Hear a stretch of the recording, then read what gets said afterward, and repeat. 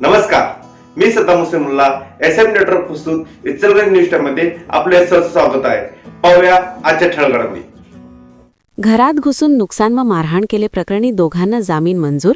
Advocate रियाज बाणदार, advocate Amit Pankar.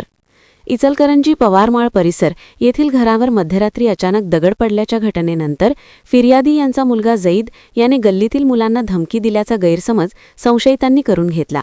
याच गैरसमजाच्या पार्श्वभूमीवर शनिवारी रात्री 8:30च्या सुमारास सागर लक्ष्मण गायकवाड व अंकुश लक्ष्मण गायकवाड राहणार पवारमाळ या दोघा संशयितांनी संगनमत करून फिर्यादी यांच्या घरात बेकायदेशीर प्रवेश करून त्यांनी फिर्यादी यांचे पती व मुलाला गंभीर मारहाण केली. तसेच फिर्यादी यांच्या अंगावर धावून गेले. फिर्यादीचे कुटुंबियांनी दरवाजा बंद केल्यानंतरही संशयितांनी दरवाजावर लाथा व दगड मारून तो फोडल्याने सदर दोघा आरोपींचेवर शिवाजीनगर पोलीस ठाणे यांनी भारतीय न्यायसंहितेचे कलम 333, 324(2), 115(2), 352, 351(2) या कलमांतर्गत गुन्हा दाखल करून त्यांना माननीय न्यायालयासमोर हजर केले.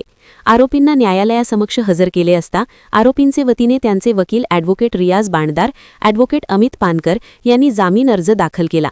सदर जामीन अर्जाचे सुनावणी दरम्यान आरोपींचे वकील ॲडव्होकेट रियाज बाणदार, ॲडव्होकेट अमित पानकर यांनी केलेला युक्तिवाद ग्राह्य मानून माननीय न्यायालयांनी योग्य त्या अटी व शर्तीवर आरोपींची जामिनावर मुक्तता केली.